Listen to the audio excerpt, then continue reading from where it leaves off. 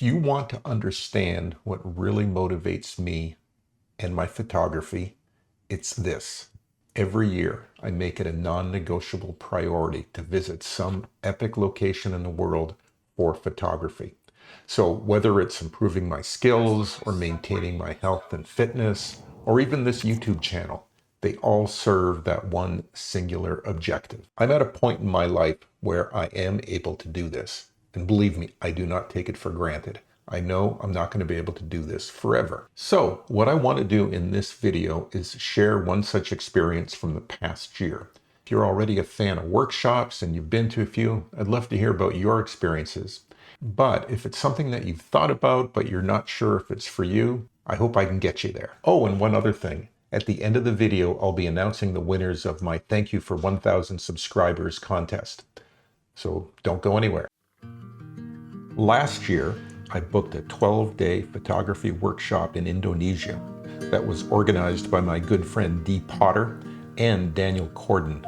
If you're not familiar with Daniel, he's one of the most respected landscape photographers in the world. And this wasn't just a landscape tour. It was 4 islands, 13 photographers, and an experience I will carry with me for the rest of my life. We covered Borneo, Bali, Sumba, the Komodo Islands, parts of Java. We saw orangutans, Komodo dragons, ancient villages, traditional dancers, and some of the most stunning scenery that I've ever pointed a camera at. Let me walk you through it. Let's start with the obvious, the locations. Indonesia is breathtaking. We started in Borneo at the orangutan preserves. Now half the fun was just getting there. We were on a chartered boat and we took a lazy ride up the river to the orangutan preserves and feeding areas. There were 3 of them. On the boat ride, we all got to know each other. We relaxed, took photos of birds and primates, took cover from the rain. It is a rainforest. And then the best part. I don't care how many nature documentaries you've watched. When you're standing 10 feet from an orangutan in the wild with a camera in your hands, it's a completely different experience. It's emotional. It stopped me in my tracks. Here are some of my favorite images.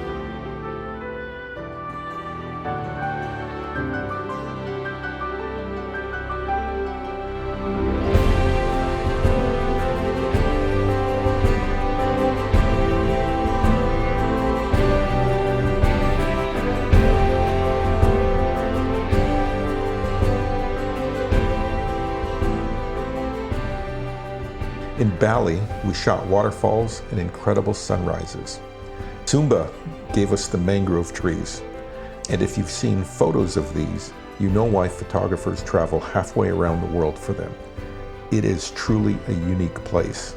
And in person, with that light, positively unreal. And then Komodo. The mountain scenery alone was worth the trip. But standing near a Komodo dragon, a real, live, prehistoric-looking Komodo dragon, while trying to hold your camera steady, now that'll get your heart rate up in a way that no landscape ever will.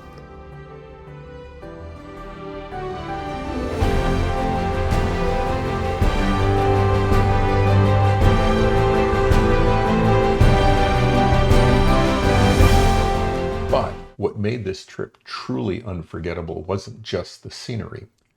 Daniel doesn't just take you to beautiful locations. He does everything he can to immerse you in the culture.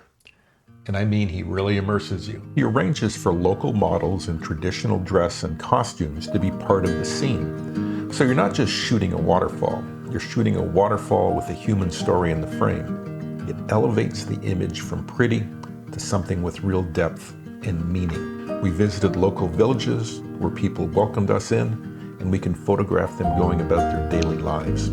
In Bali, we watched traditional dance troupes perform. We also spent time with a natural salt maker, people doing it in a way that has been done for generations. And I'll be honest with you, this part of the trip took me out of my comfort zone. I'm a landscape guy, and I can probably say that I've probably cloned more people out of my photos than I've actually had in my photos. But Daniel encouraged us to engage, to tell a story, to really embrace the experience. And I gotta tell you, I really loved it. That combination of world-class landscapes and genuine cultural connections is what made this trip more than just a photography workshop. It made it absolutely unforgettable. Now, as you can see, it's really an awesome experience, but it also can have its physical challenges. Now, I've done this. You can do this.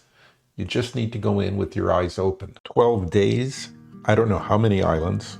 That sounds luxurious until you realize we never spent more than 2 nights in the same location. It was constantly checking in, checking out, flying, driving, getting to another hotel, or getting on a boat, often in stifling heat and humidity. Now, I knew this going in. I've spoken with a number of people who have done this workshop before, so there was no surprise for me. And I would do it again tomorrow. But at our age, you feel that pace differently than you would at 30 or 40. It's a grind. But it's a beautiful and rewarding grind that you can handle. And then there are the moments where everything slows down and you remember exactly why you do this. But getting to those moments, that'll sometimes take a little bit of work. Let me give you a few examples of some of the physical challenges on this trip. For example, in Bali, to reach one particular waterfall, we had to hop on the back of a motor scooter for a 5-minute ride down a steep hill. I'm not gonna lie, it was frankly exhilarating. But I also know that it's not for everyone. If you have balance concerns, back issues, or you just don't like the idea of being on the back of a scooter careening down a steep hill, that part of the trip may not work for you. In Komodo National Park, there were 3 instances where we had to climb a hill, some might call them mountains, to get to a particular viewing location. We would take a small motorboat from our boat to the island and then climb up. And if you made it to the top of the hill, you really got some great shots. The last one was the toughest. I remember it was at the end of a long, hot day. You're carrying a heavy camera bag. It's humid. And I'll be honest, that one almost did me in. But I made it. And standing at the top, looking at that view, with those photos on my memory card, I'll climb it again right now if you give me the chance. We also spent a lot of time on boats traveling between islands. Personally, I had no issues boarding or getting around. But if you have some mobility issues or balance issues, you might need a little help. So here's what I want you to know. On this trip, there were 13 photographers. 5 of them were older than me. I'm 68, and I can tell you that on the majority of workshops, they're generally populated with the over 55 crowd. And that's largely because they've got the time and, frankly, the disposable income to go on these type of trips. And I can also tell you that Daniel and his team, and this would be true for any workshop, they do everything they can to make it a great experience for everybody. So your age is not going to disqualify you. Just have a good understanding of your fitness level and just be honest about what your capabilities are. And believe me, you'll have a great time. Now let's talk about gear for a minute. I shot the entire workshop with my Canon 5D Mark IV. It's a fantastic camera, as I've told you a few times. But for the first time, and yeah, genuinely for the first time, I felt the weight. The body, the tripod, the lenses, in that humidity when I was climbing up those hills, that bag started to feel real heavy. But I'll tell you one thing, this trip pushed me one step closer to switching to that Canon R-Series mirrorless system. And it's not because the 5D let me down. It's an awesome camera. It took some great images. It's just that at this stage, cutting down the weight of the bag by 3 or 4 pounds would make a huge difference. So if you're planning on attending a workshop like this, gear weight is something you need to think about beforehand. So would I recommend this workshop to photographers over 60? Yes, without hesitation. This was a world-class experience led by one of the best in the business. The locations were stunning. The cultural immersion set it apart from anything else I've ever done. And the hands-on, one-on-one coaching, it made me a better photographer. And here's another thing worth mentioning. My experience on workshops is that you are surrounded by some great people. I mean, these people are generally camera geeks who love to talk photography each and every day. So the learning that goes on in these conversations by itself is really great. And quite frankly, your experience level really doesn't matter. If it still happens to be something you're concerned about, reach out to the tour operators and have that conversation. Now, is it physically demanding? Yes. Is the pace intense? Yes. Will you be tired? You'll absolutely be exhausted. But you're also going to come home with a portfolio that you're proud of. You're going to have memories that'll never fade.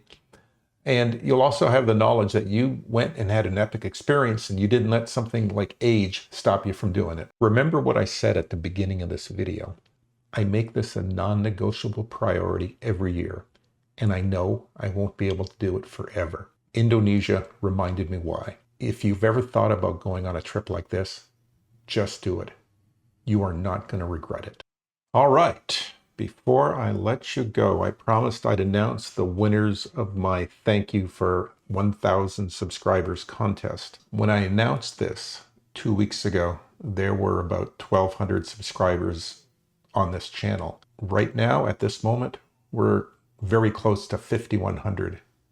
Thank you. Thank you so much. So here are the winners. And the winner of the print is George Millishaw. Congratulations, George. You will be hearing from me. The winner, or the first winner, of the coffee mug with my logo on it is Dea Marzouk. Congratulations, Dea. And the second winner of the coffee mug with my logo on it is Robert Lee. Congratulations, Robert. Congratulations to everybody. I will be reaching out to you via email. Congratulations, and thank you so much. So if you're still here, I thank you. Tell me if you've ever done a photography workshop. What was the experience like? Where was it? Is there anything about it that was especially memorable? And if you're new here, I make videos about what it's like to pursue photography after the age of 60. The gear, the trips, the struggles. If you're interested in hearing more, hit subscribe, and we'll see you in the next one. Bye for now.